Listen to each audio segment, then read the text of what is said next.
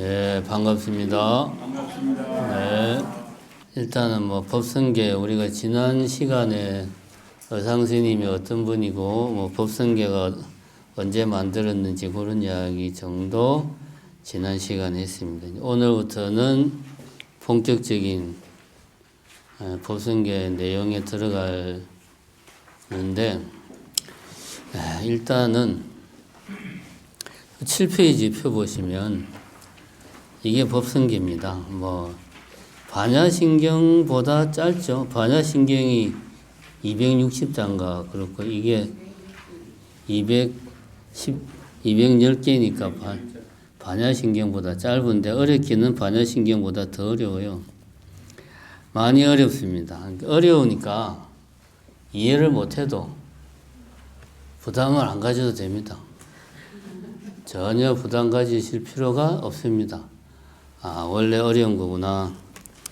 사실은 법성계를 내 능력으로는 할 능력이 안 되는데 그래도 언젠가는 하기는 해야 되는 거고 중요한 거다 보니까 또 안 할 수도 없고 그래서 능력은 안 되지만 법성계를 하기로 했습니다.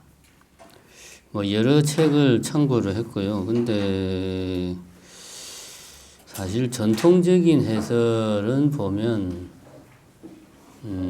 그렇게 도움되는 책들이 별로 없더라고요, 보니까. 그나마 이제 여기 이제 번역에 나와 있는 설잠스님이라고 그러죠. 김시섭, 생육신의 한 사람, 김시섭이 쓴 법성계 선해. 요거를 이제 무비스님이 번역했는데 그거하고 김성철 교수가 해설한 법성계 두 권이 이제 그나마 좀 볼만하다는 느낌이 들어서 주로 그거하고 그 다음에 다른 이런저런 것들 이제 좀 참고해서 준비를 했습니다. 법성계는 이런 것이다. 앞에 이제 7페이지 보면 이게 전문이고요. 아주 짧습니다. 그 다음에 이제 번역한 내용은 보시면 되고 10페이지에 보면 법성계 구성에 대해서 나와 있어요.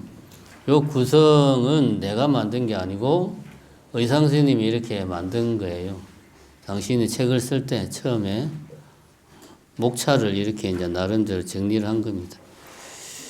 그래서 이건 이제 작자의 의도가 정확하게 나타나 있는 거다. 이렇게 보시면 됩니다. 요 이제 법성계 같은 걸 볼 때는 전체적인 구성 속에서 내가 지금 어떤 부분을 하고 있는가, 어느 부분을 지금 보고 있는가를 항상 염두에 두고 봐야 됩니다. 크게 보면 저 10페이지 오른쪽부터 보시면 돼요. 크게 세 파트로 나눠지죠. 자신을 이롭게 하는 수행, 남에게 이로움을 주는 수행, 수행의 방편과 얻게 되는 이익, 세 가지 파트로 나눠집니다. 세 가지 파트로 나눠지고 자신을 이롭게 하는 수행은 또 두 개의 파트로 나눠지는데 첫 번째는 깨달음 그 자체를 설명하는 거, 두 번째는 연기의 원리를 드러내는 거. 여기 이제 나중에도 이야기를 하겠지만은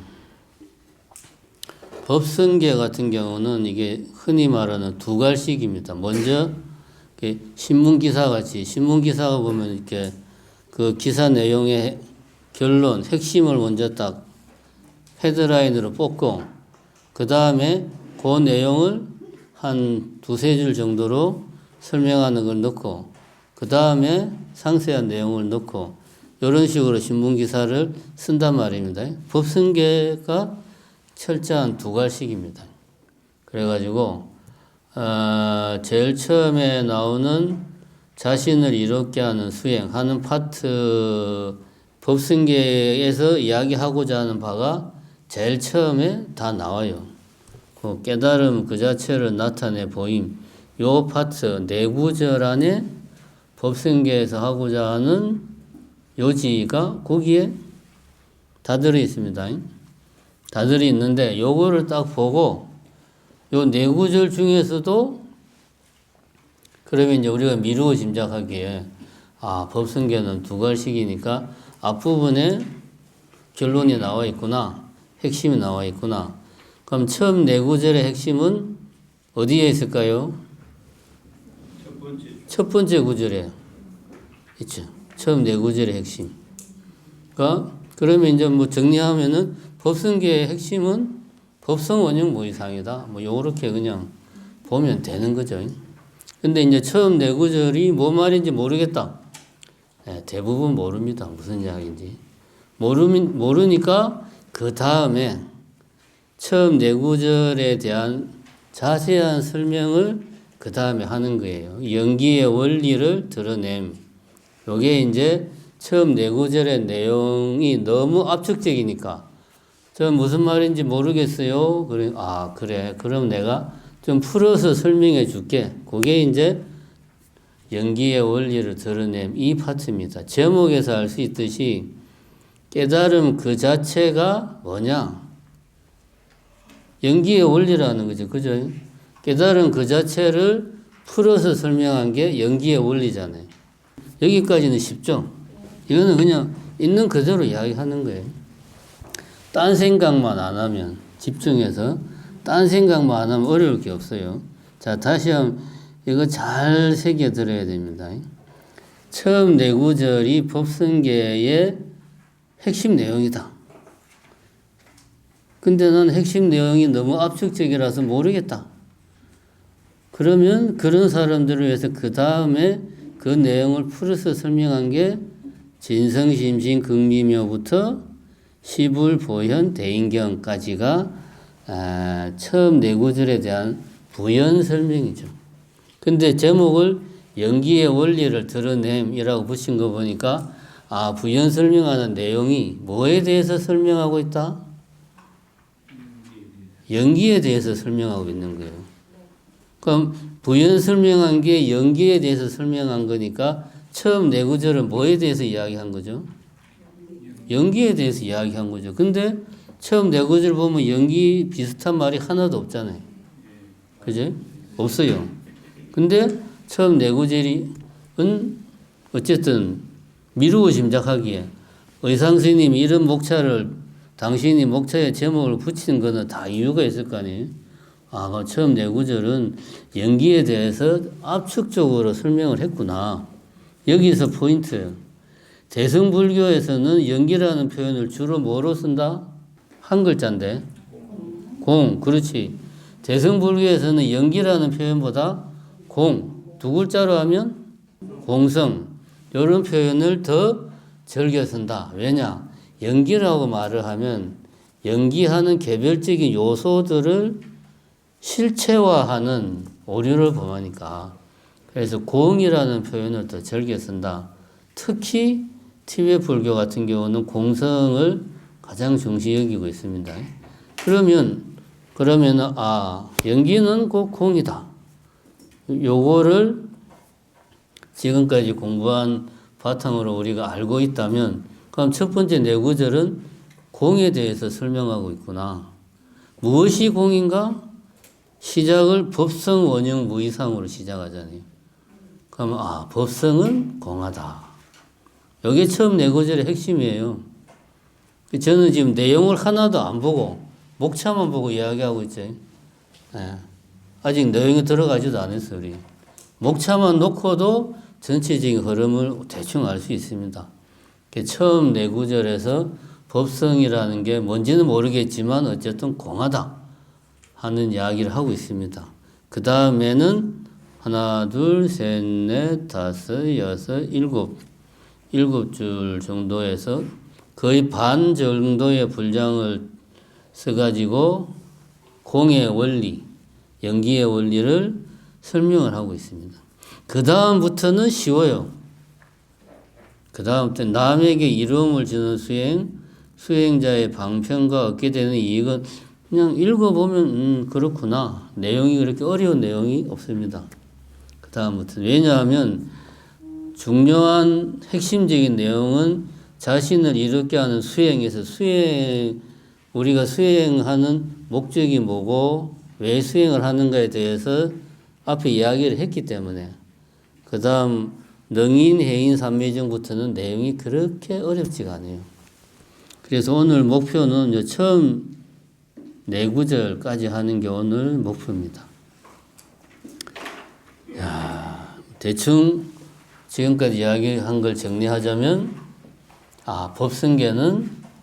법성은 공하다라는 이야기를 의상스님이 하는 개성이구나. 이렇게 일단 이해를 하시면 되고, 그 다음에 원래 법성계는 이게 이제 법성계라고 화음 일승 법계도라고 해가지고 이렇게 그 정신사 마당에 이렇게 쫙 그려놓은 법성계 같은 그런 그림, 도면으로 되어 있는데, 그 도면에도 많은 의미가 있는데, 그거는 생략합니다.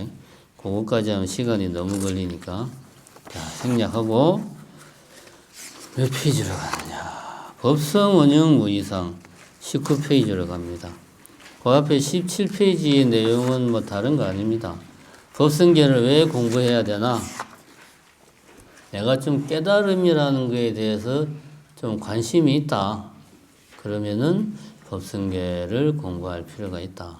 근데 나는 뭐 굳이 뭐 깨닫는 거는 관심이 별로 없고 그냥 왠지 뭐 절에 가면 마음이 편하고 불교가 좋고 그냥 뭐 나는 좀 마음을 안정하는 차원에서 힐링을 하고 싶고 뭐 요 정도면은 굳이 법성계 몰라도 아무 문제 없습니다. 뭐 그런 마음 다스리는 수행하는데 법성계를 몰라서 마음 다스리게 수행을 못한다. 그런 거 전혀 없어요. 법성계를 몰라서 기도가 잘 안 된다. 그런 거 아닙니다. 근데 이제 내가 좀 뭔가 불교의 핵심이라고 할 수 있는 깨달음이 도대체 뭘까 하는 거에 대해서 좀 내가 깨닫지는 못했지만 깨달음이 뭔지 좀 지식으로라도 좀 어느 정도 짐작을 하고 싶다. 이런 생각이 있으면 법성계를 봐야죠. 정심사는 보면 예불을 할 때 사시예불 끝나고 나면 신중단을 보고 반야신경을 하고 다음에 영단을 보고 법성계를 한단 말입니다. 왜냐하면 신중단에는 신중님들이 계신 신들의 무리 신중님들이 계신데 이 신중님들은 쉽게 말하면 천신들이에요. 천신. 그러니까 복은 많이 지었는데 아직 깨달음은 얻지를 못한 거지. 그래서 이제 수호하는 역할만 하는 거죠. 복을 많이 지어서 불보살님들과 수행자들을 지키는 역할을 하는데 그래서 이제 매일 반야신경을 신중단에 하는 게 복은 많이 지었지만 아직 깨닫지를 못했으니까 반야신경을 듣고 빨리 깨치세요 해서 신중단에다 대고 매일 반야신경을 하는 거예요. 그럼 왜 반야신경을 하느냐? 짧기도 하지만 그게 이제 흔히 말하는 공의 핵심이 반야신경에 들어가 있거든. 즉 깨달음이라는 게 대승불교에서 말하는 깨달음이 뭐냐가 반야신경의 핵심이란 말이에요. 그래서 깨달음을 가장 엑기스로 압축해 놓은 반야신경을 신중님들한테 우리가 매일 독성을 해줘서 빨리 깨치세요. 영단도 마찬가지예요. 왜 법성계를 매일 제사가 없는 날 영단에 법성계를 하느냐? 영단에 이제 영가님들을 모시고 있는 데란 말이에요. 그러니까 지금 정심사에 모셔져 있는 여러 지금 49제 기간 중에 있는 영가님들이 이제 거기 딱 계신다고 상정을 하고 있으니까 이 영가님들이 당연히 아직 못 계신 분들이니까 법성계를 듣고 빨리 깨치시라 해서 이 깨달음의 핵심, 공의 원리, 연기의 원리를 가장 압축적으로 표현하고 있는 법성계를 우리가 독성을 해서 영가님들 빨리 깨치시라 하고 그래서 영단 쪽에는 법성계를 독성하는 거예요. 다른 게 아니고 그래서 반야신경과 법성계를 하는 겁니다. 두 개가 공의 핵심적인 걸 설명하고 있으니까. 자, 어쨌든 첫 번째 구절 법성 원형 무이상. 이제 지금부터는 앞에 이 해석 부분을 참고를 하면서 이제 보면 좋습니다. 8페이지. 마지막 글자가 날아가긴 했지만 법성 원형 무이상 보면 김성철 교수 번역과 무비스님 번역을 두 개로 이제 같이 놓고 비교하면서 보면 됩니다. 법성 원형 무이상. 제일 일반적으로 하는 번역이 두 번째 그 김성철 교수 번역이에요. 법의 성품 원흉하여 분별함을 용납 않고. 있는 그대로 해석하면 법성, 법의 성품은 원흉하여 무이상. 두 가지 상은 모양 상자죠. 두 가지 상이 아니다. 한문에서 모양 상자가 그냥 이게 서로 상자가 있고, 그 밑에 마음 심자를 붙인 게 있죠. 상자가. 그리고 옆에 또, 사람 심자 붙인 건 아니고, 그거는 형상할 때 상자, 코끼리 상자 나오는 거지. 어쨌든 서로 상자만 쓰는 상자가 있고, 밑에 마음 심자를 붙이는 상자가 있어요. 그냥 상, 법성은 무이상할 때는 그냥 상입니다. 서로 상자. 한문 앞에 보면 몇 페이지냐? 7페이지 보면 법성 원형 무이상 서로 상자 모양 상자죠. 요거는 말 그대로 모양 사각형 요거 길쭉한 모양 요거 그냥 말하는 거예요. 그 다음에 밑에 마음 심자가 들어간 거는 이런 모양 플러스 내 머릿속으로 상상까지 하는 이미지까지 포함하는 거예요. 그럼 여기에서는 마음 심자가 빠졌으니까 말 그대로 이 모양, 현실 세계에 있는 이 모양, 이걸 말하는 거예요. 내가 머릿속으로 상상하는, 예를 들면 용의 모습을 한번 상상해 봅시다 할 때는 그냥 서로 상자를 쓰면 안 되겠죠. 현실에 용은 없으니까. 그죠? 그거는 밑에 마음 심자 들어간 거. 그런 차이가 있습니다. 법성은 원흉에서 무이상, 두 가지 모양이 아니다. 두 가지 모양이 없다. 요거를 김성철 교수는 번역하기를 법의 성품 원흉하여 분별함을 용납 않고, 두 가지 모양이 없다는 말은 이것과 저것이라고 하는 두 가지 모양이 없다라는 말이니까 이것과 저것으로 분별하는 것을 허용을 하지 않는다는 거죠. 두 가지 모양이 없으니까 분별을 할 수가 없겠죠. 이것과 저것은 다르구나. 핸드폰과 책은 다르구나 라고 분별을 할 수가 없다. 분별하는 것을 용납하지 않는다 라고 이제 의역을 좀 한 거죠. 있는 그대로 하면 두 가지 모양이 없다. 법성, 원형, 무이상. 자, 그러면은 이제 법성, 원형, 무이상. 왜 시작을 법성이라고 시작을 하는가? 요 이제 깨달음을 이해한다는 것은 아까 대충 이야기를 했습니다. 요 이제 저도 이 책을 여기 와서 받았어요. 그래서 좀 미리 이야기할 거를 표시를 해야 되는데 표시를 제대로 못했으니까 오늘 이해를 해주시고 21페이지에 보면 이제 그래 나옵니다. 세 번째 단락 깨달음도 마찬가지다. 깨달은 경계는 깨달아 봐야 알 수 있다. 이거는 체험을 해야 된다는 거죠. 내가 논리적으로 이해할 수 있는 문제가 아니다. 직접 수행을 통해서 체험을 해야 된다. 그런 말이죠. 언어의 한계가 분명하지만 깨닫지 못하더라도 언어로 설명하는 것이 전혀 불가능한 것은 아니다. 마치 온도계로 물의 온도를 짐작할 수 있는 것처럼 말을 통해서 깨달음의 경계를 어느 정도 미루어 짐작할 수는 있다. 그러니까 여기 컵에 물이 있는데 이 물이 차가운지 뜨거운지 어떻게 알 수 있느냐? 가장 확실한 것은 마셔보면 돼요. 그 다음에는 온도계를 넣어보면 알지. 그 다음에는 눈으로 보고 김이 모락모락 난다. 아, 그럼 뜨거운가 보다. 사실은 아닐 수도 있죠. 이 안에 드라이아이스를 넣어서 김이 날 수도 있으니까. 근데 대부분 김이 모락모락 나면 아, 뜨겁구나. 우리가 미루어 짐작할 수 있죠.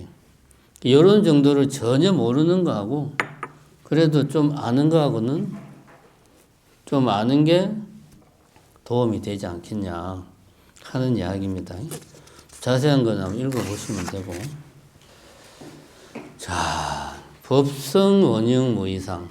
법성계는 법으로 시작해가지고 요거는 어느 해설서를 봐도 다 나오는 말입니다. 법성계는 법으로 시작해서 뭐로 끝납니까? 불자로 끝나죠. 구례부동 명의불. 법성계 혹시 외우시는 분? 한 분, 두 분, 세 분, 네 분.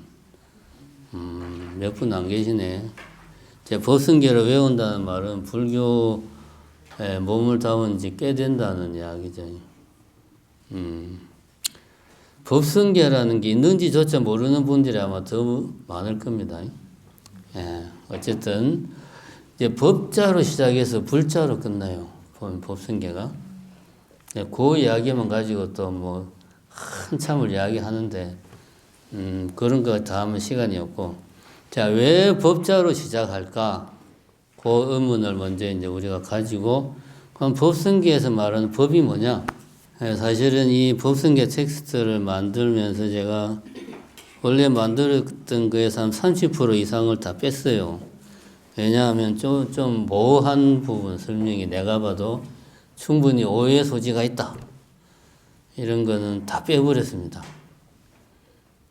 대폭 줄였습니다. 그래서. 왜냐하면 이게 쉽지가 않아요. 지금부터 여러분들이 판단은 여러분들 몫입니다. 법에 대한 정의가 다양해요. 제가 봄 상반기에 불교가 어려운 이유 중에 하나 해가지고 똑같은 법인데 초기 불교의 법이 다르고 아비달마 불교의 법이 다르고 뭐 중간 대승 불교에서 말하는 법이 다르고 이게 똑같은 용어를 이야기하는데 서로 내용이 다 다르단 말이에요. 그러니까 이 법이 어떤 법인지를 정확하게 알아야 이해를 할 수 있는데 그 설명을 또 자세하게 안 해놓는단 말이지. 그래서 불교가 어려운 측면이 있어요. 왜냐하면 2500년 이상의 역사가 흐르면서 같은 용어에 대해서도 의미가 많이 이제 달라지고 변해지고 막 해가지고 어려운 게 있습니다. 그래서 이제 여기서 제가 정리를 좀 했습니다. 아비달마 불교에서 말하는 법하고 일반적으로 그냥 우리가 지금 흔히 접하는 대승불교에서 이야기하는 법, 이거는 이제 12처에서 말하는 법. 12처가 뭡니까? 아니비설신의 색성향 미촉 법, 마지막이 법이잖아요. 이 법하고 다음에 법성계에서 말하는 법하고 이 세 가지가 무엇이냐, 요거를 이제 알 필요가 있다. 아비달마 불교에서 말하는 법은 여기 이제 보면 원래 아비달마 불교에 이제 뭐 제가 상세하게는 안 했지만 법의 자상과 공상 두 가지로 나눕니다. 자상은 개별 법의 특수한 성질, 공상은 모든 법에 해당하는 공통되는 성질, 이렇게 나누어서 설명을 하고, 자상은 그 법이 고유한 성질을 유지할 수 있는 최소 단위라고 이야기해요. 최소 단위. 고유 성질을 유지하는 최소 단위가 법이다 라고 아비달마 불교에서는 이야기를 해요.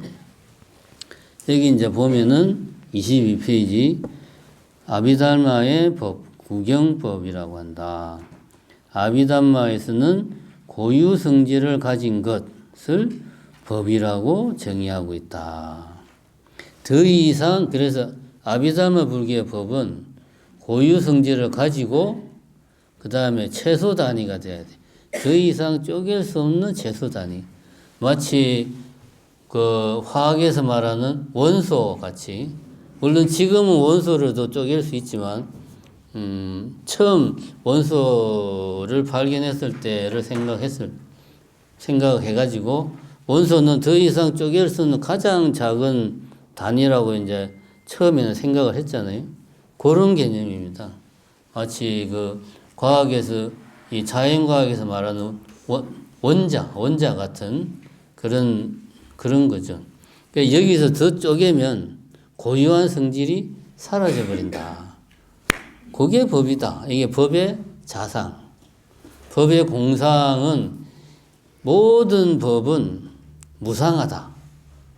그래서 이게 법이라는 게 끊임없이 고유한 성질을 가진다고 해서 가만히 있는 게 아니고 변화하더라. 근데 요 그냥 무상하다라고만 말을 하면 이게 이제 그럼 변하는 거의 기준이 뭐냐?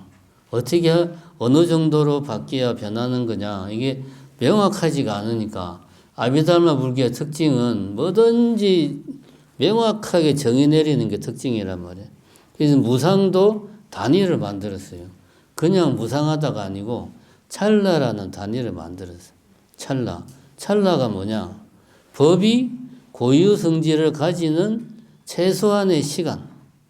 요거를 이제 찰나라고 아비달마 불교에서는 정의를 하고 있습니다. 요게 법의 공상이다. 모든 법은 찰나 변화한다. 그렇게 이야기를 하고 있습니다. 아비달마 불교에서는 자상과 공상으로 나누어서 자상은 고유 성질을 가지는 최소 단위, 공상은 찰나 고유 성질을 지키는 최소한의 시간. 그걸 찰나라고 하는데 찰나는 모든 법이 공통으로 가지는 특징이다. 이렇게 이야기를 하고 있습니다. 근데 여기까지 말하면 그런가 보다 하는데 우리가 이제 의문을 가질 수 있는 게 고유 성질이 뭐냐 하면은 여기 이제 두 번째 줄에 나오죠. 고유 성질이란 전도되지 않고 실제로 존재하는 성질을 가진 것. 자, 요 문장을 잘 봐야 돼요. 요거는 저 강목 스님의 아비달마 불교 책에 나와 있는 그 인용문을 제가 가져온 겁니다. 그대로. 제가 번역한 게 아니고 강목 스님이 이렇게 번역을 한 거를 제가 그대로 갖고 온 거예요. 전도되지 않고, 전도되었다는 말은 뒤바뀌었다는 말이지.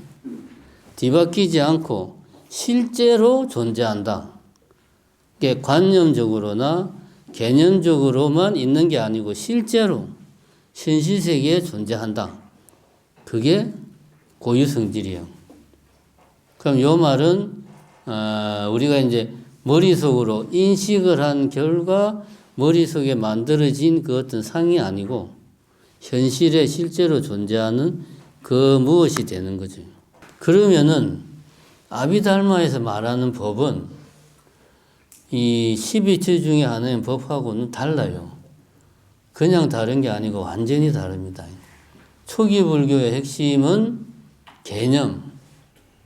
개념을 해체를 해, 쪼개고 쪼개서 어디까지 쪼개냐 하면 더 이상 쪼갤 수 없는 상태까지 쪼개. 그 더 이상 쪼갤 수 없는 상태가 법이죠. 아비달마 불교에서 말하는 법. 그렇게 쪼개서 보니까 처음에 이게 나라고 하는 육신이 있는데 이 육신을 쪼개보니까 거기에는 나라고 하는 게 없더라. 오온으로 나누고 그러잖아요. 나 자신을 오온으로 나누고 또 그걸 또 뭐 나누고 하고 보니까 나라고 할 만한 게 없네? 이게 무아 아닙니까? 이렇게 해서 초기 불교에서는 개념을 쪼개가지고 법으로까지 개념을 쪼개어서 무아를 발견하는 게 초기 불교의 핵심이에요. 근데 아비달마 불교는 이 법이라고 하는 것을 실제로 현실에 존재하는 것으로 상정을 한다 이거예요. 이거를 대성불교에서는 비판을 한 거죠. 현실에 실제로 존재한다. 그건 잘못된 생각이야. 라고 비판하면서 등장한 게 뭐 대승불교의 반야부 사상이죠. 공성을 강조하는. 자, 요거 먼저 잘 머릿속에 입력을 해 놓읍시다. 아비달마에서 말하는 법은 내가 인식한 것이 아니고 내 머릿속에서 내가 만들어낸 개념, 뭐 카메라, 핸드폰, 스탠드 이런 단어들은 다 머릿속에 만들어낸 개념이란 말이에요. 이런 거 말고 현실에 실제로 존재하는, 전도되지 않았다는 말은 인식된 것이 아니고 현실에 실제로 존재하는 성질을 가진 것. 그러니까 이거는 굳이 대승불교의 법과 구별하기 위해서 대승불교에서는 아비달마의 법을 구경법이라고 이야기를 한다. 요거를 이렇게 정리를 안 하면 나중에 가면 헷갈려요. 헷갈립니다. 아비달마의 법은 현실 세계를 구성하는 최소 단위, 최소의 요소로 상정을 하고 있구나. 요거를 먼저 머릿속에 입력을 해놓고, 그 다음에 대승불교의 선이 말하는 법은 그동안 여러 차례 말을 했듯이 제가 뭐 2강에서 인식과정 설명할 때 이야기했듯이 우리가 뭔가를 인식해서 내 머릿속에 만들어낸 상, 내가 뭐 빛이 망막으로 들어와서 이것이 망막이 빛을 전기신호로 변환해가지고 뇌의 시각 영역을 통해서 들어가가지고 만들어진 어떤 그 일련의 전기신호, 이해하기 쉽게 말하면 내가 머릿속에 만들어낸 상, 요거를 이제 대승불교에서는 그냥 법이라고 그런다는 거지. 근데 더 정확하게 말하면은 지금 말한 거는 전오식에 해당하는 거고, 이거는 안식이죠. 눈의 활동으로 만들어진 상이니까 눈이 아는 것, 안식이고, 법이라고 하는 것은 이런 겁니다. 23페이지에 보면 두 번째 단락에 이야기가 나옵니다. 우리가 이름을 붙일 수 있는 것은 다 법이다. 이름을 붙이는 대상이 아니라 이름이 법이다. 이건 뭔 말인지 이해가 됩니까? 여기 이제 뭔가가 있어. 이거를 우리가 보고, 아, 핸드폰 하면 핸드폰이라고 하는 이 단어, 이게 법이라는 거예요. 요거는 뭡니까? 이거를 내가 보면 여기에 빛이 반사가 돼가지고 내 눈에 망막에 빛이 맺힌단 말이에요. 그럼 이것이 전기신호로 바뀌어서 내 뇌의 시각 영역으로 들어가서 시각 영역을 거쳐가지고 내 안에서 내가 보는 그대로의 상에 해당하는 전기신호가 내 머리 안에 형성이 되죠. 그게 내 눈에 보이는 거예요. 있는 그대로가 아니고 보이는 대로의 상이 내 뇌 속에 형성이 돼. 전기신호라는 형태로. 이게 뭡니까?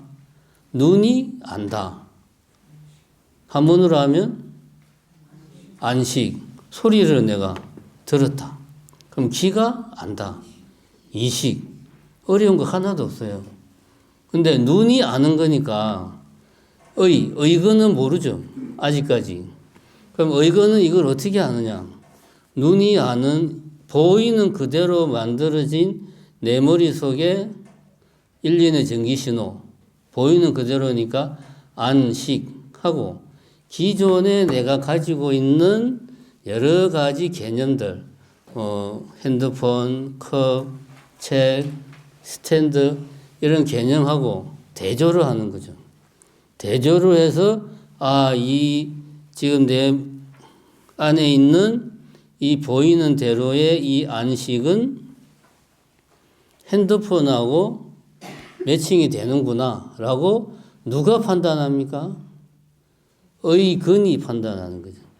의근이 판단해서 판단을 하면 이건 핸드폰이라고 내가 인식을 하면은 의근이 인식을 하면 이걸 내가 보고 핸드폰 하면 이건 뭡니까? 내가 이거를 의식을 하는 거죠. 내 의식으로 들어온 거죠. 이 핸드폰이 되는 거예요. 이런 과정으로 법이 이제 형성이 됩니다. 그래서 전오식은 그거잖아요. 안식, 이식, 비식, 설식, 신식이 전오식이에요.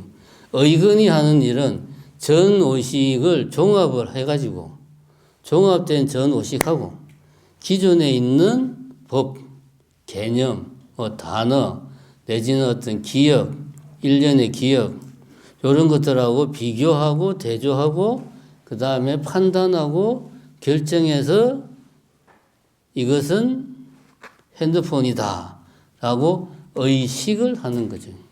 이게 의근이 하는 일이죠. 그럼 이렇게 봤을 때 법이라고 하는 것은 보이는 대로의 이 말하자면 안식이 아니고 요것에 관련된 개념, 핸드폰, 그게 이제 법이다라는 말입니다. 의근의 대상은 법이라는 거죠. 정확하게 말하면 의근이 하는 일은 전의식을 종합한다. 전의식을 종합한다는 말이 무슨 말이냐. 핸드폰은 좀 그렇고 사과가 있다. 우리가 그냥 빨갛고 동그라면 사과라고 생각을 하는데 먹으려고 딱 만져보니까 촉감이 달라. 너무 딱딱해. 이게 뭔가 해서 실제로 먹으려고 씹어보니까 진짜 사과가 아니고 플라스틱 장난감 사과야. 그럼 우리가 이걸 사과라고 말을 합니까? 이거 사과 아니네, 쏘갔네. 이 말은 뭡니까? 사과 이걸 보고 사과다 라고 판단하는 데는 오감이 다 동원된다는 거지. 보고 눈으로 보니까 동그랗고 색이 빨갛고 그 다음에 촉감이 그 사과의 촉감이 있고 먹어봤을 때 맛이 새콤달콤하고 이게 모든 오감을 종합을 해서 사과다라고 판단을 하는 거지 보기만 하고 사과다라고 우리가 안 한다는 거죠. 물론 속을 수는 있지만 일반적으로 이게 전오식을 종합하는 거예요. 의근이 판단을 할 때는 하나의 전오식 중에 하나만 가지고 하는 게 아니고 가능한 감각기관의 정보를 다 모아서 종합을 해서 판단을 하는 겁니다. 우리가 그렇게 하잖아요. 무언가를 봤을 때 이 안에 뭐가 있나 없나 알고 싶을 때는 막 흔들어 보잖아요. 소리가 들리나 안 들리나. 이게 이제 안식만으로는 부족하니까 이식까지 동원하는 거지. 이게 의근이 하는 일이에요.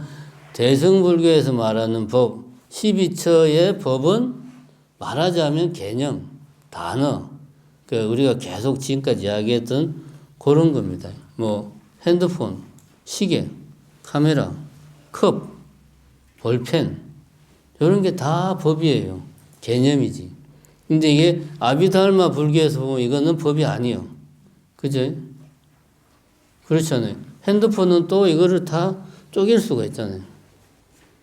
여러 가지로 다 쪼갤 수가 있어요. 요 차이를 머릿속에 입력을 해야 됩니다. 그 이야기가 지금 23페이지에 대승불교에서 말하는 법에 대한 이야기가 쭉 나와 있습니다. 24페이지 제일 마지막 단락에 보면 의건이 인식하는 대상인 법은 인식된 것이다. 이 이야기는 이제 이해가 되죠. 내 머릿속에 들어온 게 법이에요. 어쨌든 반면에 존재, 우리가 흔히 말하는 존재, 존재하는가 존재하지 않는가 말할 때 존재는 우리가 상식적으로 생각하는 존재는 나와 무관하게 이미 나의 밖에 있는 거잖아요. 존재한다. 그죠? 나와 무관하게 내 밖에 있는 게 우리가 상식으로 알고 있는 존재란 말이에요. 그러니까 반면 존재는 우리와 무관하게 우리 밖에 있는 그 무엇, 요거는 상식적으로 생각하는 존재고. 근데 이제 불교적인 관점에서 보면 존재는 사실은 법인데 내가 인식을 한 것인데 우리가 착각을 하는 거예요. 그것이 마치 핸드폰이 나와 무관하게 내 밖에 핸드폰이 있다 라고 착각하는 그것이 존재라는 거예요. 이걸 우리가 보고 핸드폰이라고 말을 할 때 요것 자체를 핸드폰이라고 철석같이 믿는 거 이거는 이제 존재가 되는 거고 핸드폰에 대한 개념을 우리가 인식해서 머릿속에 만들어져 있는 그것을 법이라고 그러고, 근데 우리는 착각을 해서 머릿속에 있는 걸 전도해가지고 뒤바꿔가지고 머릿속에 있는 걸 밖에 거에다가 갖다 붙이는 거지. 요게 존재. 그럼 아비달마에서 말하는 법은 구경법이고, 현실 세계에 실제로 존재하는 어떤 구성 요소,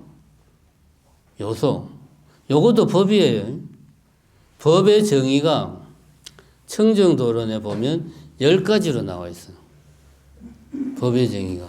청정도론은 아비달마 불교의 가장 중요한 텍스트거든요. 10가지가 나와 있어요. 그 중에 하나가 지금 말하는 어떤 요소, 현실 세계를 구성하는 기본 요소. 이거는 아비달마에서 말하는 법. 12처의 하나로서의 법은 개념, 단어, 우리 머릿속에 인식된 것, 이게 법이에요. 그러면은 법성계의 법이 뭐냐? 자, 요게 이제 어렵습니다. 자, 앞에 이제 원문을 잠깐 볼까요? 앞에 네 구절이 핵심이라고 그랬죠.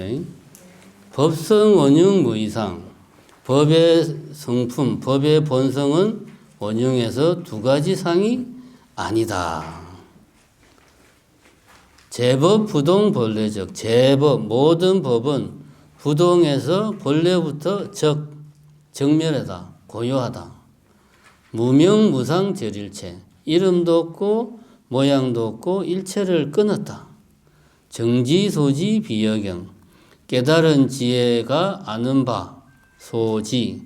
정지는 깨달은 지혜, 그죠? 정득한 지혜가 소지 아는 바이지 아니다. 비 뭐가 여경 나머지 경계가 아니다.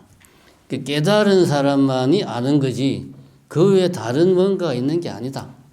이 세계는 깨닫기 전이나 깨닫기 후나 다른 게 없는데 우리 같은 중생들은 뭔가 깨달으면 다른 게 있는 것 같다라는 생각을 하기도 하고, 이 세계는 깨닫기 전이나 깨닫기 후나 세계는 그대로인데 오로지 깨달은 사람만이 이 세상의 실상을 있는 그대로 볼 수 있다. 그게 이제 정지소지 비여경이라는 말입니다. 자, 여기서 법성이라고 했으니까 법의 성품, 이거는 이제 본질, 요 성자는 본질이란 말이에요.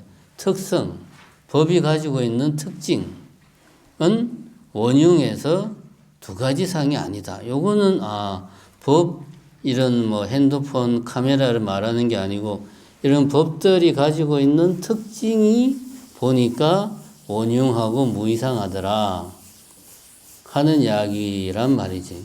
굳이 아비달마 불교식으로 말하면 법들의 공통된 특징이 뭐냐? 모든 법들이 가지는 공통된 특징이 뭐냐? 보니까 원흉하고 두 가지 상이 아니더라. 요거는 말이 돼요. 두 번째, 제법 부동 본래죠. 모든 법은 부동, 움직이지 않고 본래부터 고요하다. 제가 지금까지 얘기한 대승불교에서 법은 뭐라고 그랬지? 그냥 우리가 보는 뭐 개념, 핸드폰, 뭐 컵, 뭐 이런 거잖아요. 스탠드. 이게 안 움직입니까? 움직이잖아요. 나도 움직이잖아, 지금. 근데 이게 부동한다고 돼 있잖아요. 그 다음에 무명무상 절일체. 이름도 없고 모양도 없고 일체를 끊었다. 무엇이? 무명무상 절일체의 주어가 뭘까요? 바로 앞에 나와 있는 게 제법 부동 본래적이잖아요. 제법은 부동에서 본래 고요하다. 제법은 이름도 없고 모양도 없고 일체를 끊었다. 바로 앞에 나온 제법을 생략한 거죠. 그 주어는 제법이라고 볼 수가 있죠. 그 제법은 이름도 없고 모양도 없고 일체를 끊었다. 제법은 이런 것들을 다 총칭하는 거잖아요. 모양이 있잖아요. 여기 핸드폰 모양도 있고 스탠드 모양도 있고 다 모양이 있잖아요. 근데 모양이 없다고 그러잖아요. 이름이 다 있잖아요. 핸드폰 이름이 없다고 그러잖아. 근데 여기서 제가 며칠을 고민을 하고 아무리 다른 책을 봐도 속 시원하게 해답을 주는 게 없어요. 그래서 제가 잠정적으로 내린 결론이 뭐냐? 여기에 두 번째 구절의 제법은 말 그대로 개별의 법, 개념이죠. 그러니까 핸드폰, 시계 이걸 말하는 게 아니고 제법의 실상을 말하는 거다. 그러니까 제법의 실상은 부동하고 본래적이고 이름도 없고 모양도 없고 일체를 끊었다. 이러면 말이 돼요. 왜 그러냐? 근거는 첫 번째로 구성을 보면 처음 네 구절은 의상스님이 법성계를 쓴 의상스님이 말씀하시기를 처음 네 구절은 깨달음 그 자체를 나타낸 거라고 그랬잖아요. 이런 개별적인 법에 대해서 나 이야기하는 게 아니야. 나는 깨달음 그 자체, 공에 대해서 이야기를 하고 있어 지금. 그렇게 해놓고 제법 부동 본래적 그랬잖아요. 그럼 이거는 이런 작자의 의도를 봤을 때 여기서 제법은 제법의 실상, 현실 세계를 말하는 거다. 라고 미루어 짐작할 수가 있어요. 그러면 말이 돼. 근거가 어디 있느냐. 반야신경을 보면 반야신경에 그런 말 나오지요. 제법공상 그 다음 뭡니까? 불생불멸, 불구부정, 부정불감. 불생불멸이 뭐예요? 생하고 멸하지 않는다. 그게 움직임이 없는 거죠. 그죠? 생하고 멸하는 게 움직이는 거잖아요. 반야신경에서 제법의 공상, 공한 모습은 불생불멸한 거야. 부정불감, 불구부정한 거야. 라고 이야기를 하고 있어요. 그 이야기하고 제법 부동 본래적하고 같은 이야기. 이 제법을 이런 개별적인 각각의 법이 아니고 이 모든 법을 다 통칭해서 제법에 있는 그대로의 모습, 제법의 실상, 앞에 나오는 법성과 같은 걸로 생각하면 말이 됩니다. 이렇게 하면은 또 몇몇 해설서는 보면 법성이 제법이다라고 또 이렇게 전통적인 해설서에서는 그렇게 설명을 해요. 근데 왜 그런지 근거는 설명을 안 해요. 전통적인 해설서는 그게 문제예요. 말은 막 하는데 왜 그런지를 이해를 하려면 논리적으로 설명을 해야 되잖아요. 왜 법성이 제법인지 설명 안 하고 그냥 법성은 제법이다고 뭐 하면은 우리 같은 사람은 왜 제법이지 의심이 되잖아요. 그렇게 하면 이해가 됩니다. 그러면 무명무상절일체도 이해가 돼요. 그 다음에 제법 공상 불구부정 부정불감 그 다음에 뭐가 나옵니까? 시고 공중 무색 무수상행식 무아니 비설신이 쭉 나오죠. 이게 뭡니까? 공중 공 안에는 색수상행식도 없고 12처 아니 비설신의 색성향 미적법도 없고 18개도 없고 그죠? 그 얘기는 12연기도 없다. 그게 뭡니까? 일체하고 제법의 그 공상하고는 떨어져 있다. 그런 이야기죠. 일체하고는. 그래서 공중에는 공 안에는 이런 것들이 없어요. 5원, 12처, 18개 등등 이런 것들은 없어. 일체가 끊어진 거지. 일체가 곧 12처니까. 그러면 이해가 됩니다. 그래서 이제 우선은 제법 여기서 말한 두 번째 구절에 제법은 제법의 실상인 것 같다. 이건 뭐 확실한 근거가 있는 건 아닙니다만은 미루어 짐작하기에 그렇게 일단 생각을 하면 이해가 된다. 이제 법에 대해서 좀 설명을 했고 핵심은 뭐냐? 아비달마에서 말하는 법은 대승불교의 관점에서 보면 공을 현실 세계는 연기하는데 연기하는 거는 실체가 없는데 기본적인 요소가 있는 것처럼 이야기를 하는 거지. 찰나찰나 있긴 하지만 어쨌든 있는 것처럼 말하니까 어느 문제가 있다. 그래서 따로 구경법이라고 표현을 하자. 헷갈리니까. 그 다음에 대승불교의 법은 우리가 흔히 말하는 개념, 단어 이런 것들 포함하는 거다. 그게 법이다. 그렇게 이해를 하자. 그러니까 이게 법성계에서 법성 원형 무이상할 때 이 법은 대성불교에서 말하는 법이라는 거지. 법의 성품이라고 하니까. 이런 현실 세계의 개별 요소가 공한 특성을 가지고 있다. 이런 표현 자체가 공하고 위배가 되는 거죠. 공은 구별이 안 되는데, 개별로 나눌 수가 없는데, 뭔 이야기인지 이해가 되죠? 그렇게 이해를 일단은 법에 대해서 이해를 하시고, 그 다음에 왜 법이 아니고 법성일까? 요 이야기는 그겁니다. 간단하게 말하면,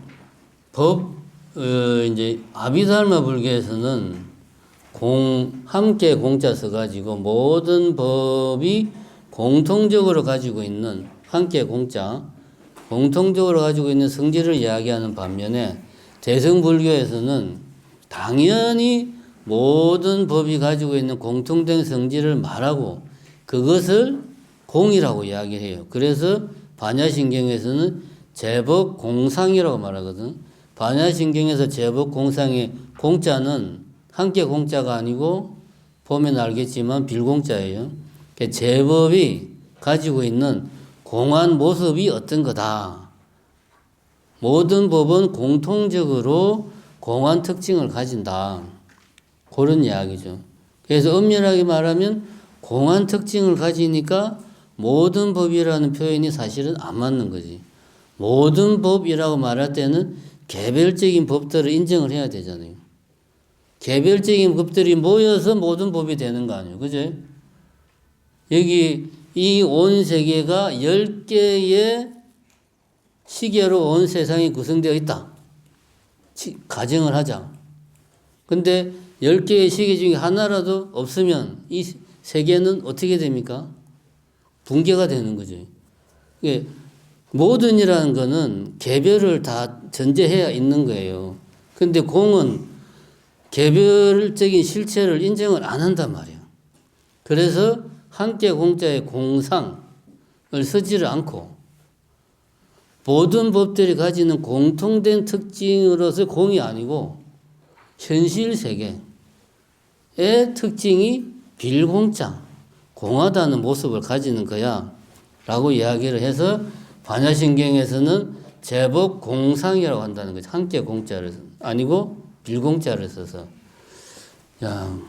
법성하면은 대성불교 관점에서 말하면은 공성을 말하는 거죠. 이건 말의 한계 때문에 그런데 법의 특징, 모든 법이 가지는 공통된 특징이 뭐냐? 그게 법성이란 말이에요. 그게 대성불교에서는 공이란 말이에요. 그러니까 그런 특징은 공성이라고 말할 수 있는 거지. 그래서 법성은 곧 공성이다. 빌공자의 공성이다. 이렇게 말할 수 있는. 그 공성은 어떻게 생겨먹었냐? 그 공성의 특징이 첫 번째가 원흉이고 두 번째가 무이상이라는 거죠. 그럼 요거는 어떻게 아냐? 실제로 봤냐?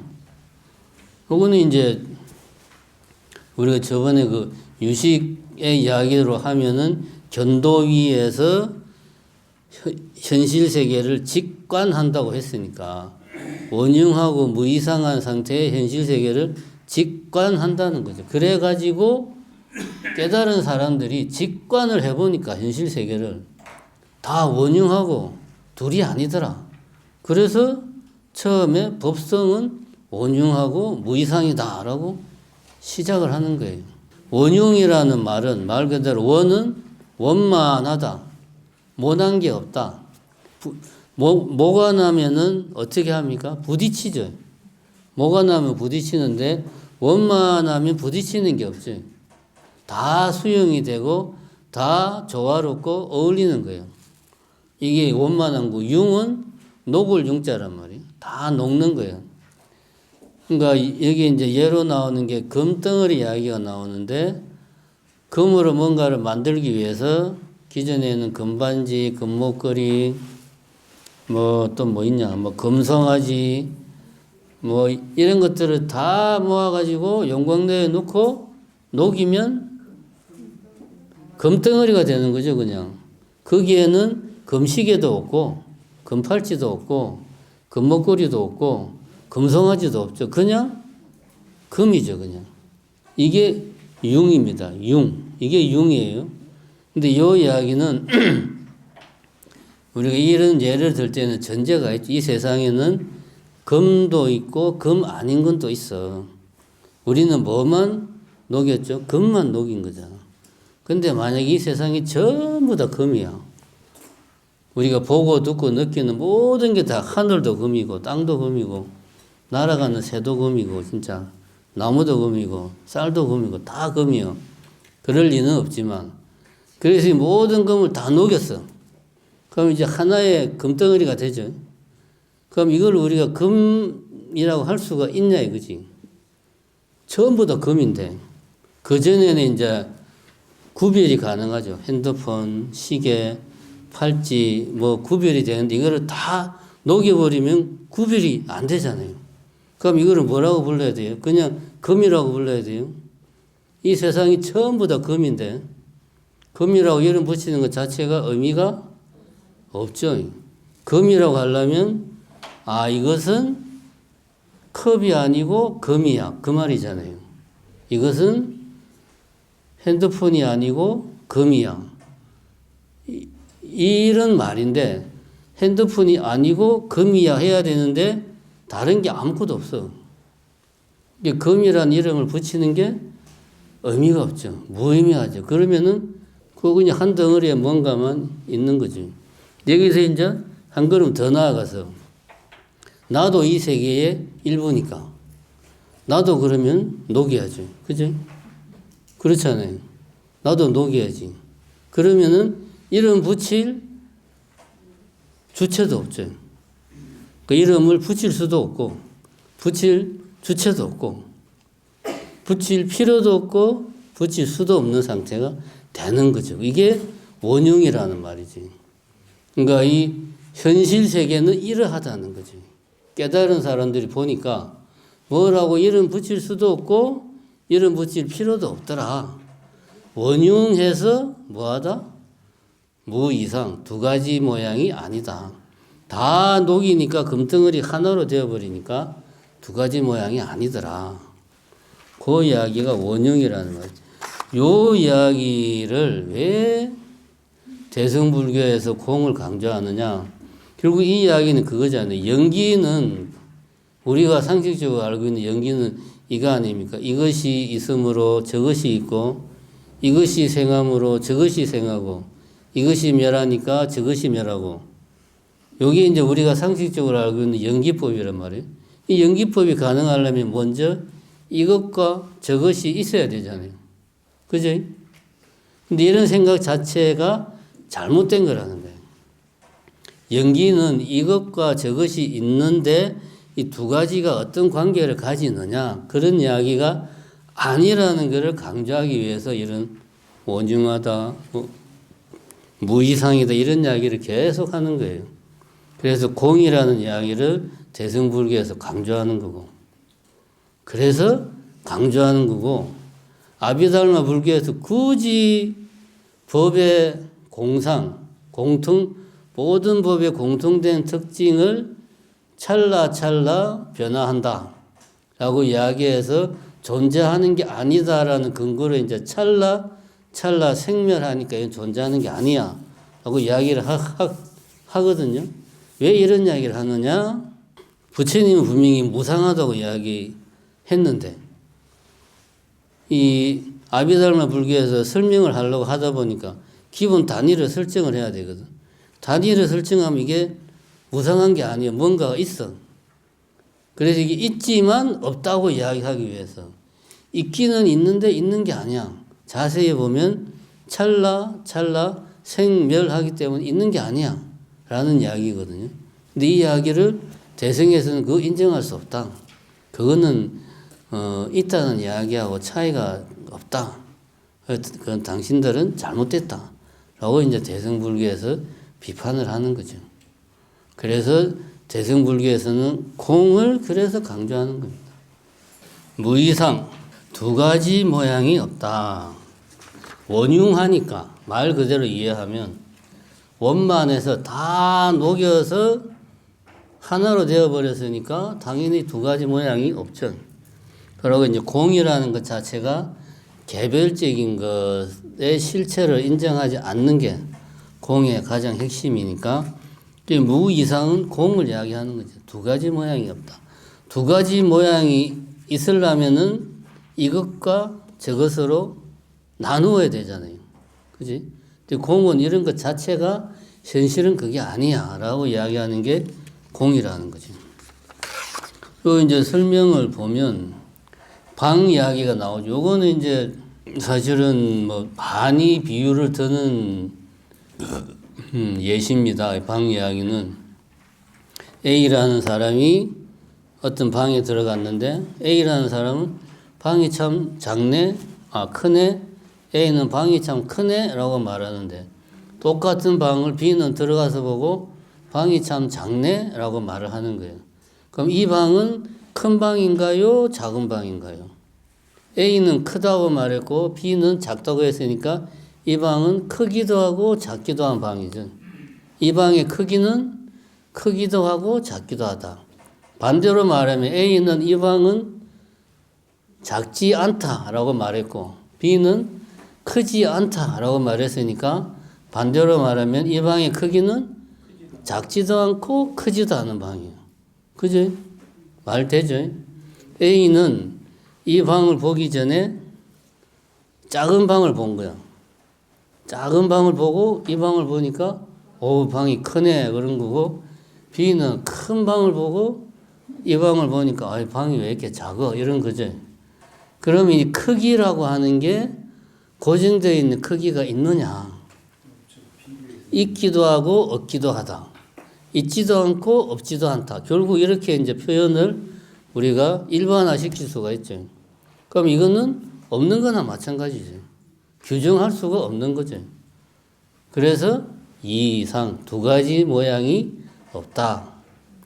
크다, 작다, 높다, 낮다, 뭐 남자, 여자, 핸드폰, 시계 두 가지 모양이 없다.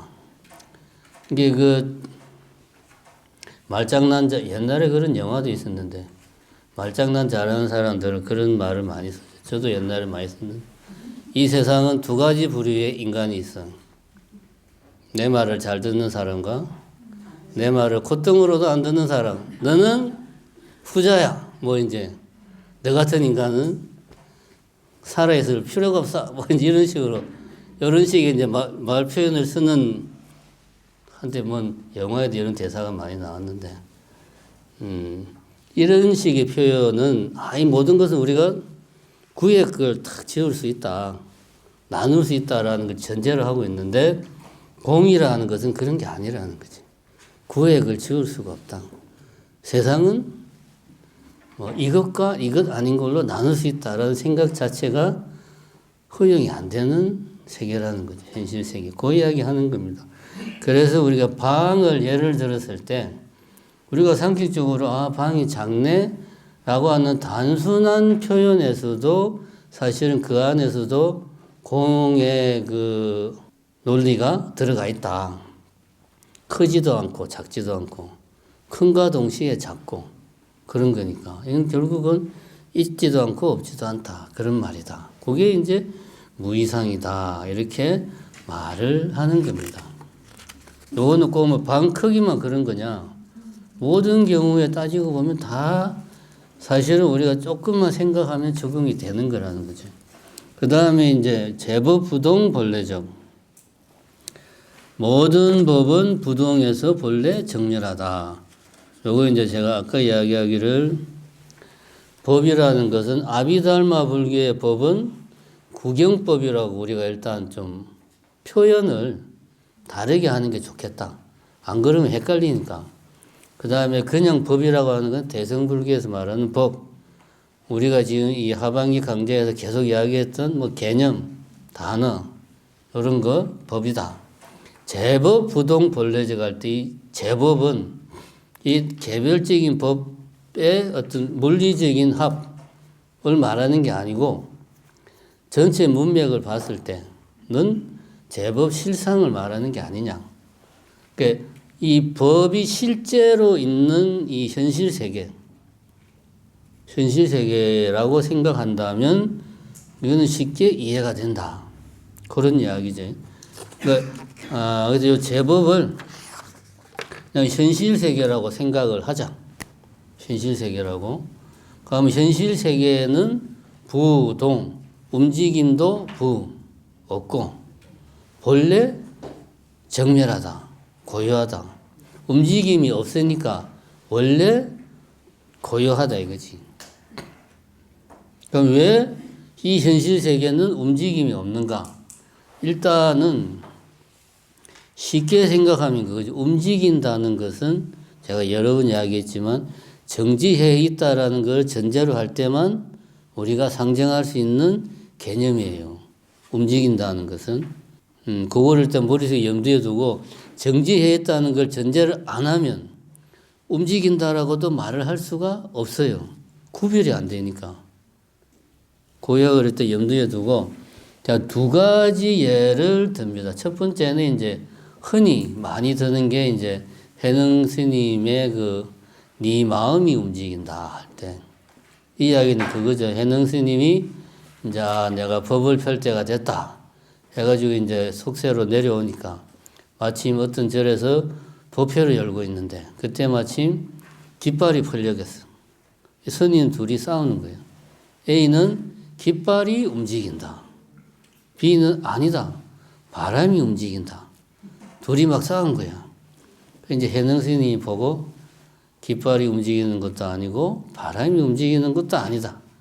너의 마음이 움직인다. 그러니까 자중해서 대단한 스님이 오셨구나.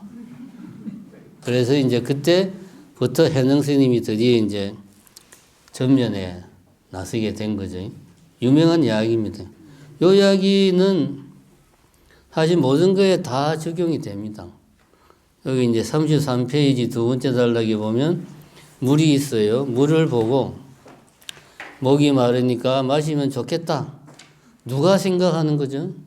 물이 그렇게 생각합니까? 물이 나는 물이야. 지금부터 너는 나를 마셔야 돼. 라고 물이 그렇게 말하는 거 아니죠. 내가 그렇게 생각하죠. 그래서 마셨는데 뜨거워. 겁나게 뜨겁네. 괜히 마셨네? 이런 생각이 들고 그 다음에는 그 물만 쳐다보면 저 뜨거운 물 괜히 마셔가지고 쳐다보기도 싫네. 입천장이 되었네. 이렇게 생각을 한다 이겁니다. 물은 가만히 있는데 내 마음이 뜨거운 물이네.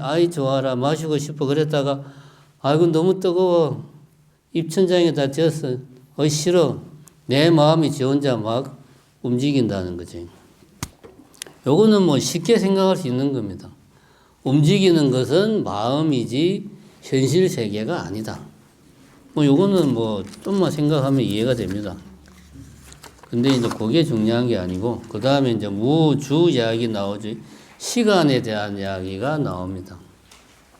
아까 제가 서두에 잠깐 이야기했던, 움직이려면은 정지해 있다는 개념을 전제로 해야 돼요. 근데 경전에 보면 이제 머무름도 없다는 표현이 많이 나온다는 거지. 머무름이 없다는 말은 머무른다. 정지해 있다. 정지해 있다. 정지함이 없다는 말이거든. 정지함이 없다는 말은 곧 정지함과 쌍으로 있는 움직임도 없다는 말이지. 부동이나 무주나 같은 맥락인 거죠. 왜? 움직임이라는 것은 정지해 있다는 것과 같이 항상 생각할 수 있는 거니까. 근데 머무름이 없다고 경전에서 이야기하니까 그럼 움직임도 없네? 라고 우리가 이야기할 수가 있다라는 거죠. 그 이야기입니다. 그 이야기가 34페이지 세 번째 단락에 쭉 나오는 겁니다. 34페이지 제일 위에 보면 이제 그런 이야기 나오죠. 움직임이 없으려면 머무름도 없어야 된다. 세 번째 줄. 완전히 부동한 것은 동시에 무주, 머무름도 없는 것이다. 그런 이야기를 하고 있습니다. 일단은 움직인다는 것은 상대적인 거구나 라고 우리가 생각할 수가 있어요. 그 다음에 거기서 좀 더 한 걸음 더 나아가서 무주라고 그랬단 말입니다. 근데 무주는 머무름이 없다는 말은 항상 보면은 무거, 무래와 같이 쓰는 경우가 많다. 무주, 무거, 무래. 무거 하면 갈 것자. 가는 것도 없고, 무래, 오는 것도 없다. 무주, 여기 머무르는 것도 없다.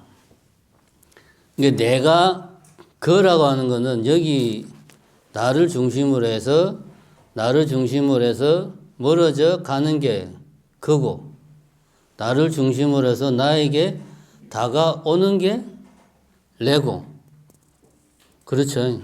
한문의 뜻이 그렇습니다. 그 앞에 지날 과자를 붙이면 이미 지나갔다. 뭡니까? 과거. 레 앞에 아닐 미자를 붙이면 아직 오지 않았다. 미래.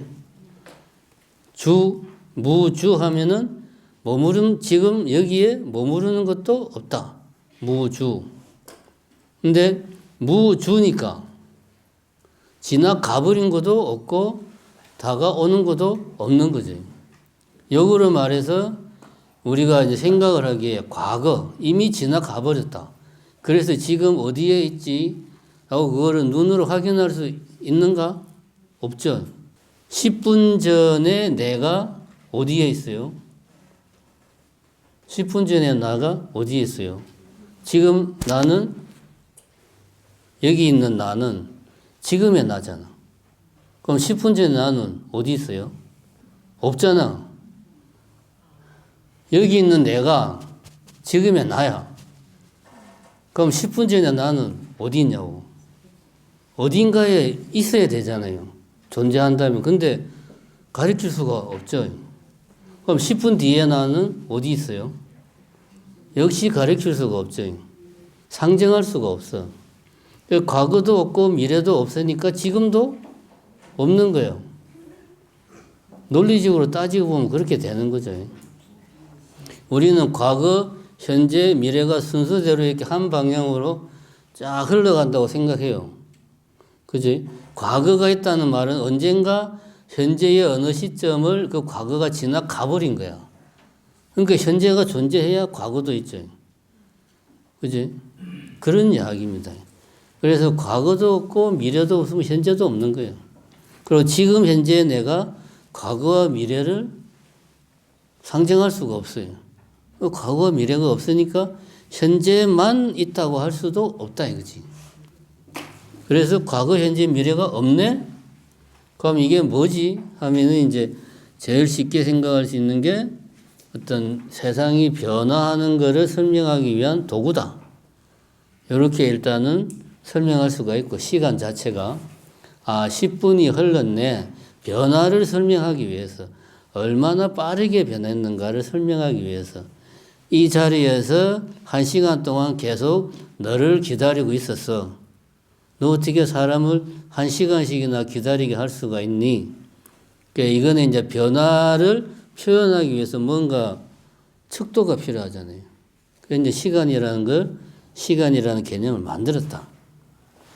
일단 이렇게 전제를 하고, 그 다음에 시간은 이제 37페이지에 보면 시간이 흘렀다라고 하면은 과거와 현재를 비교를 해야지 시간이 흘렀다라고 이제 말을 할 수가 있는 거예요. 그래서 굳이 찰나 차원으로 이야기를 하자면 직전 찰나가 실제로 존재하는 게 아니니까 직전 찰나의 기억과 지금 현재의 어떤 이 지금 현재의 느낌을 비교를 해서 시간이 흘렀다라고 우리는 말을 한다는 거죠.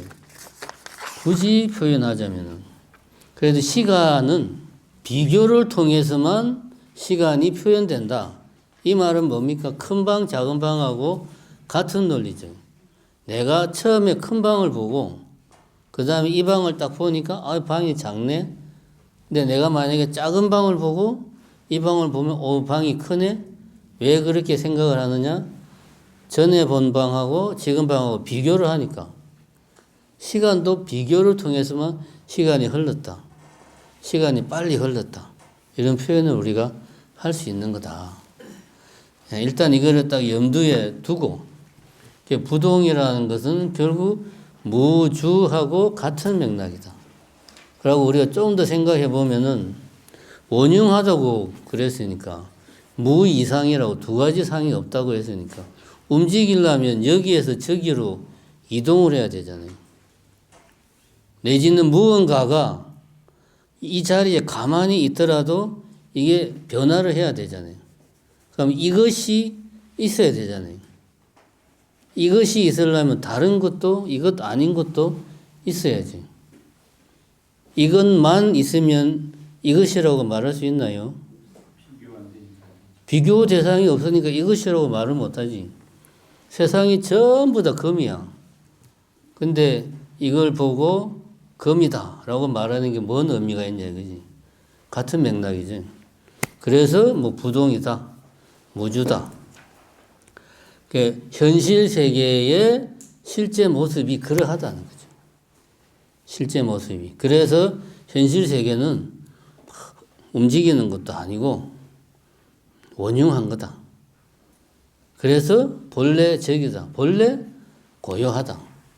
우리가 어떤 세상을 분별하고 나누고 따지는 생각의 그 패턴에 빠져가지고 막 생각하다 보니까 원래 고요한 세상에서 멀어져가지고 번뇌가 막 생기는 거야.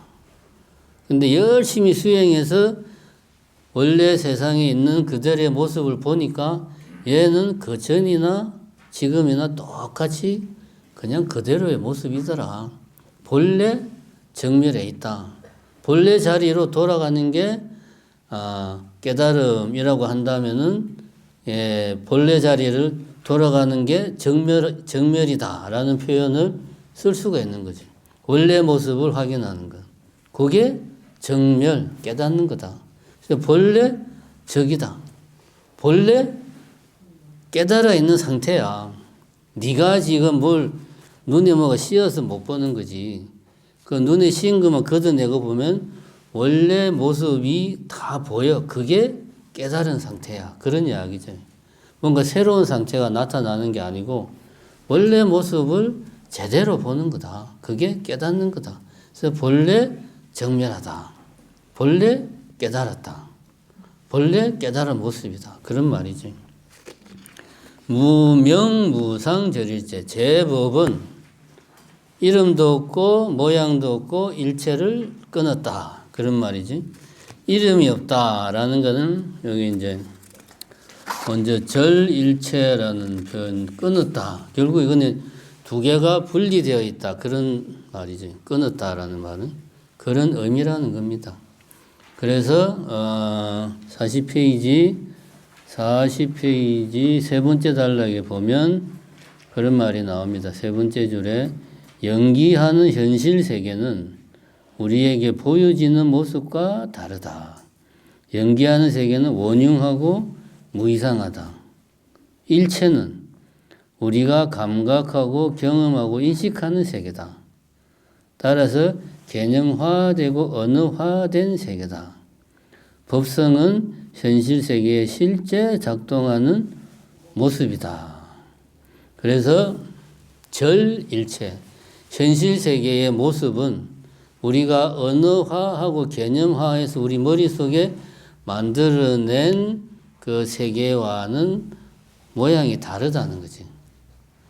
그래서 그거를 끊었다라는 표현을 쓴다는 거죠. 그럼 어떤 모양이냐? 원흉하고 무이상이다.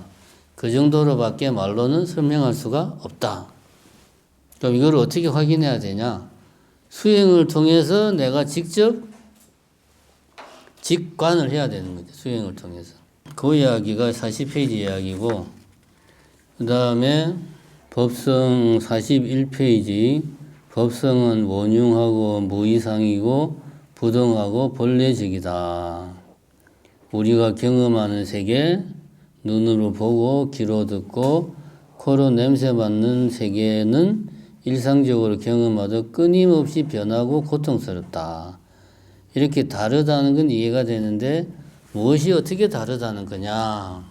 요거를 이해하기 위해서 법을 우리가 이해를 할 때 일정의 틀로 이해를 하면 쉽다. 이 말은 그거죠. 우리가 이제 시계 그러면은 이 시계라고 나오니까 현실 세계에서 우리가 시계라고 이름을 붙일 수 있는 거는 무수하게 많아요.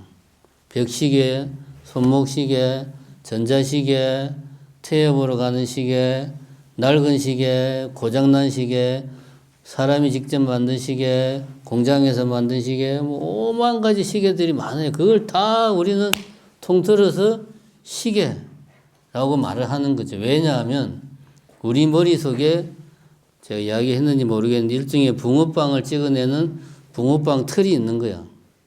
그래서 그 틀에 내가 이제 전오식, 감각기관으로 인식한 전오식을 그 틀에 맞춰보는 거예요. 그래서 요게 시계라는 틀하고 맞아. 그럼 요거는 이제 시계가 되는 거예요. 틀이니까 100% 맞을 필요 없죠. 이 틀 속에만 들어가면 되는 거지. 그럼 요거는 이제 시계가 되는 거예요.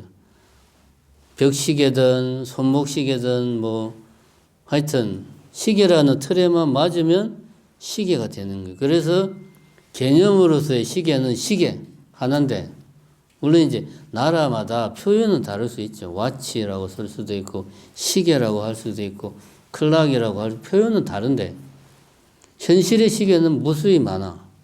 이 법을 하나의 틀로 생각할 수 있다 이거예요. 그런데 만약에 이런 틀이 지금 틀이 우리 머릿속에는 무수히 많은 틀이 있어요. 나도 모르게 이 세상을 틀로 다 찍어놨어. 그 이제 굳이 비유를 들자면은 일종의 셀로폰 용지 같은 데다가 밑그림을 쫙 그려놓고 그 그려진 그 그림으로 세상을 딱 보는 거지. 그 그림에 맞아 들어가는 거, 요거는 시계, 요거는 핸드폰, 요거는 카메라. 그게 딱 맞춰서 이게 우리는 자동적으로 되는 거예요. 이게 자동적으로. 근데 요 틀이 없다. 그러면 틀이 없는데 요거는 시계, 요거는 핸드폰, 요거는 카메라 우리가 구별할 수가 없죠. 틀이 없으니까. 당연히 없죠. 세상은 그냥 한 덩어리야 그냥. 그 말입니다. 그 말입니다. 이렇게 현실 세계와 우리 머릿속에 언어화되고 개념화된 세계는 다르다 하는 이야기. 절일체는 이 이야기를 하는 겁니다. 머릿속에 우리가 언어화시키고 개념화된 세계로 우리는 현실 세계를 바라본다 이거야.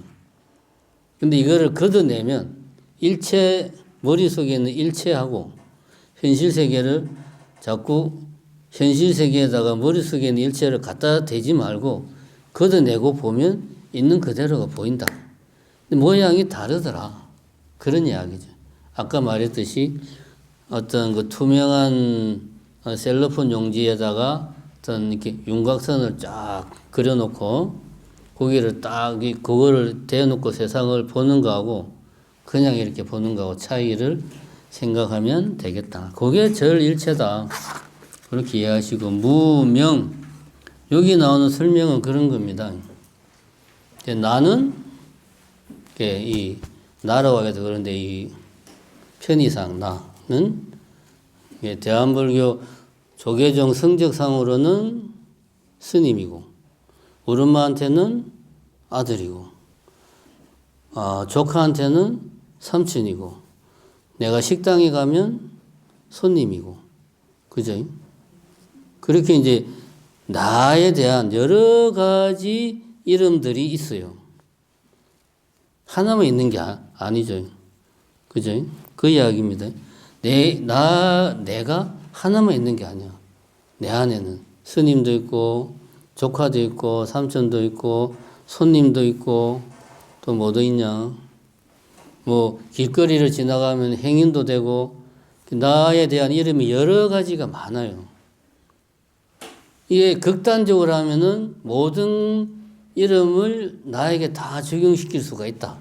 이런 논리를 확장시키면. 그러면은 모든 이름을 내한테 다 붙일 수 있으면 이거는 내한테 이름이 있다고 말할 수 있느냐. 그리고 이름을 부여하는 이유가 뭡니까? 구별하기 위해서 이름을 부여하잖아요. 아, 제 양반은 스님이네. 구별하기 위해서 스님이라고 하는데 모든 이름을 내한테 다 부여할 수 있으면 구별이 안 되니까 의미가 없잖아요. 그럼 이거는 이름이 없는 거나 마찬가지다. 그런 논리예요. 요 이야기는 그런 논리. 요게 나중에 이제 뒤에 가면 이제 뭐 일중일체 다중일 그런 이야기가 나옵니다. 그 이야기할 때 다시 나옵니다. 그 이제 무명을 그렇게 설명을 합니다. 그 다음에 하는 이야기는 나는 스님이기도 하고 아들이기도 하고 조카이기도 하고 손님이기도 하고 행인이기도 하고 뭐 시민이기도 하고 여러 가지가 있는데 이게 보면은 나름대로 연결된 게 있다 이거지. 내가 호랑이한테 내가 아들이다. 말이 안 되잖아요. 호랑이한테는 한 끼 식사 끓이고, 그지? 우리 엄마한테는 아들이지. 근데 내가 우리 엄마한테는 도둑놈이다. 이것도 말이 되지. 근데 상식적으로 생각했을 때 우리 엄마한테는 나는 아들인 거지. 그지? 우리 엄마한테 나는 손님이다. 이것도 말이 되네. 그러고 보니까. 이러면 안 되는데. 어쨌든 그 조건에 따라서 정해지는 거예요. 조건에 따라서. 뭐 조건이 엄마면 아들이고, 조건이 삼촌이면 조카고, 조건이 식당 주인이면 손님이고, 조건이 호랑이면 나는 한 끼 식사고. 그리고 이렇게 한 끼 식사라고 내가 평소에도 한 끼 식사냐? 그거는 아니죠. 지금은 그냥 지금 나는 뭡니까? 강사죠, 강사. 여러분 앞에서 막 지금 떠들고 있으니까 지금 나는 한 끼 식사가 아니죠. 한 끼 식사가 될 수도 있죠. 나의 지식을 여러분들한테 계속 제공하고 있으니까 많이 드시라고 그럴 수는 있는 그건 이제 지나친 비약이고 언제 내가 한 끼 식사가 됩니까? 호랑이를 만나가지고 호랑이한테 잡아먹혀야 한 끼 식사가 되죠. 그래서 결과가 나타나야 그 이름이 정해지는 거예요. 처음부터 한 끼 식사, 손님, 주인, 아들, 자식이 내 안에 다 있는 게 아니에요.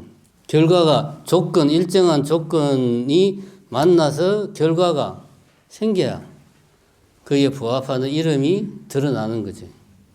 그게 무명인데 그 무명에는 그냥 무조건 무명은 아닌 거죠. 그 이야기를 하고 있는 겁니다. 여기 44페이지까지 45페이지까지 그 이야기를 하고 있습니다. 그 다음에 45페이지 46페이지 이야기는 요 아까 앞에서 한 이야기고 일체하고 현실 세계는 좀 다르다. 근데 우리가 이거를 우리도 모르게 하나로 그냥 붙여서 찰떡같이 찰싹 붙여서 바라보고 있다 하는 이야기를 하고 있습니다. 이 이야기는 앞에서도 한 이야기입니다. 그래서 이거를 우리가 찰떡같이 갖다 붙여서 보고 있으니까 이거는 원래부터 스마트폰이었다고 우리가 착각을 하는 거죠. 얘는 과거에도 스마트폰이었고 지금도 스마트폰이고 앞으로도 스마트폰일 거야 라고 우리가 착각을 한다는 거죠. 우리 머릿속에 스마트폰이라는 개념하고 현실 세계의 뭔가를 일체화시켜서 생각하다 보니까 그런 착각을 한다. 그런 이야기가 46페이지, 47페이지 쭉 이어서 나오고 있습니다. 왜 이런 착각을 하느냐? 48페이지 보면 왜 현실 세계와 일체를 동일시하느냐? 그거는 우리도 모르게 집착하기 때문이다. 그 이제 두 번째 단락 48페이지 두 번째 단락 눈에 콩깍지가 씌어서 이것을 보면 컵이다. 다른 것들은 컵이 아니고 이것만 컵이다. 이것에 우리가 애착을 가져가지고 이것만 보고 이 컵이네.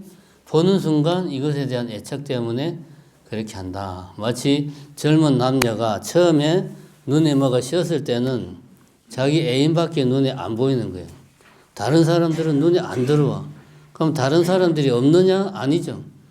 다 있죠. 있는데 내 눈에 안 들어올 뿐이야. 내 눈에는 오로지 그 여자만 보이는 거예요. 오로지. 왜? 내 애인에 대한 애착 때문에.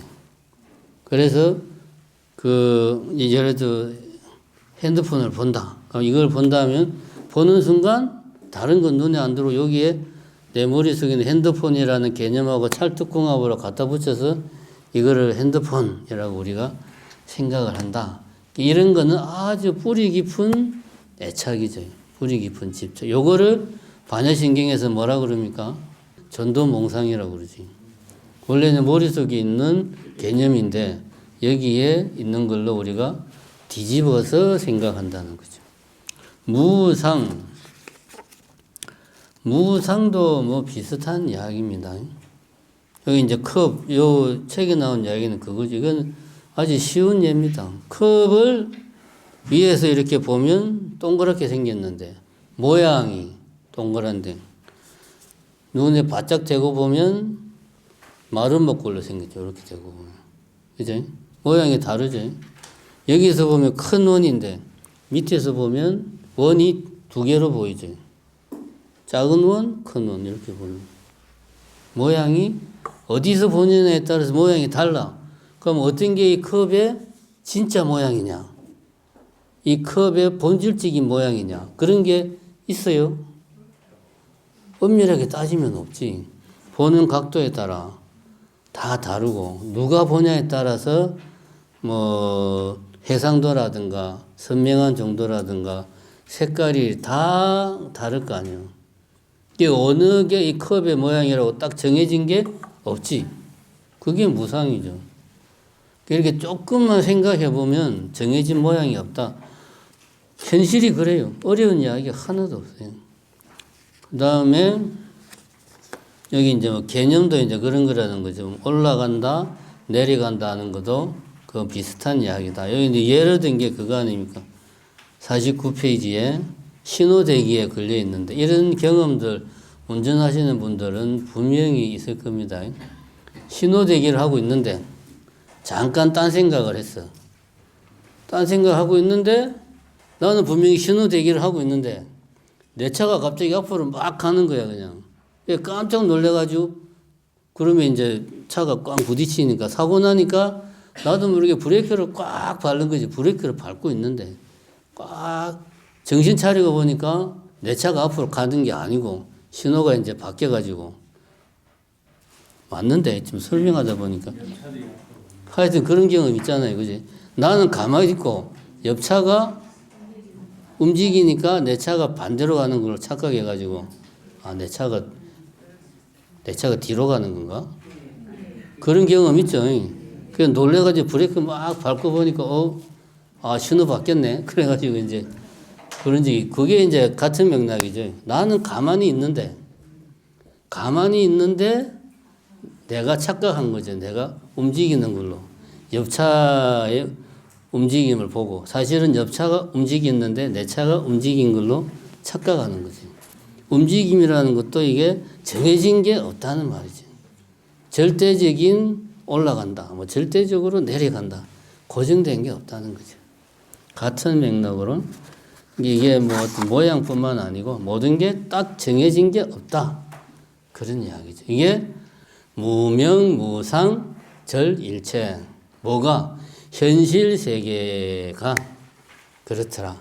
왜 현실 세계가 라고 말을 하느냐 하면 우리가 인식된 이 세계 말고 인식된 것 말고 현실 세계는 나눌 수가 없으니까 뭐 시계, 카메라 이렇게 나눌 수 없으니까 그냥 통으로 말할 수밖에 없어요. 현실 세계는 모양도 없고 이름도 없다. 라고 그래서 우리가 인식한 세계와는 다르다. 근데 우리가 이거를 전도몽상해가지고 거꾸로 생각해가지고 머릿속의 세계를 현실 세계라고 착각을 한다. 그렇게 우리가 이야기를 한다는 거죠. 정지, 소지, 비여경. 정지, 깨달은 지혜, 소지, 아는 바, 비여, 나머지 경계가 비 아니다. 깨달은 자가 알 뿐, 정지소지, 나머지 경계가 아니다. 지금까지 말한 법성운영 무이상, 제법부동 본래적, 무명무상 절일체는 현실과 다른 특별한 세계가 아니고 그냥 중생들이 보는 이 세계야. 그런데 오직 깨달은 자만이 지금 말한 대로 원흉하고 무이상하고 부동하고 본래적이고 무명무상으로 그렇게 있는 그대로를 볼 수 있는 거야. 따로 깨달은 경계가 따로 있는 게 아니야. 다른 세계, 나머지 세계가 이 현실 세계 말고 또 다른 세계가 있는 게 아니야. 그 이야기를 하는 거죠.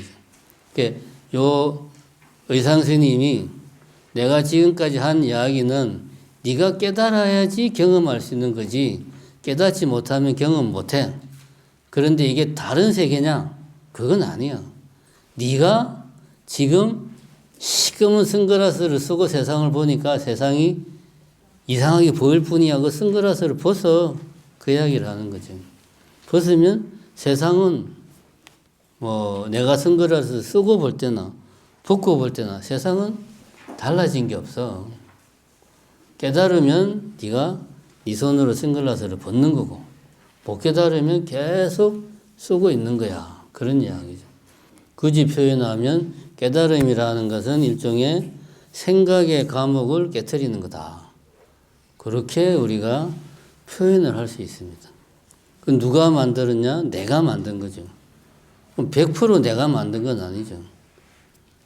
내 이전에 그 이전에 사람들이 만들어 왔던 거를 내가 알게 모르게 그거를 다 내가 습득을 한 거예요. 의식적으로 무의식적으로 다 받아가지고 그런 과목을 내가 만든 거지.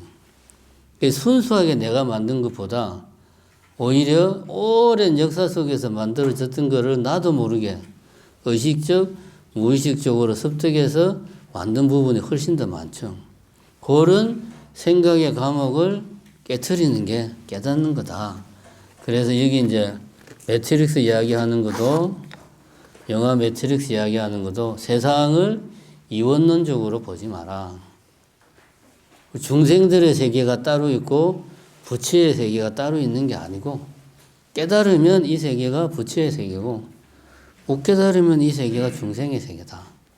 근데 이제 영화 매트릭스는 이원론적인 세계관으로 만들어진 영화이기 때문에 보면 진짜 실제 세계, 영화에서 말하는 리얼 월드가 있고 그 리얼 월드 안에 알 속에 갇혀가지고 이제 그 배양당하는 인간들이 기계에 의해서 조작되어서 인간들의 머릿속에 만들어지는 가상의 세계, 매트릭스가 있고 전혀 다른 두 개의 세계가 있는 걸로 나타나는데 실제로는 세계는 이원론적으로 나눠진 게 아니고 하나의 세계를 깨달으면 있는 그대로 보는 거고 못 깨달으면은 내가 눈에 이제 선글라스를 쓰고 보는 거고 그 차이가 있다는 거죠.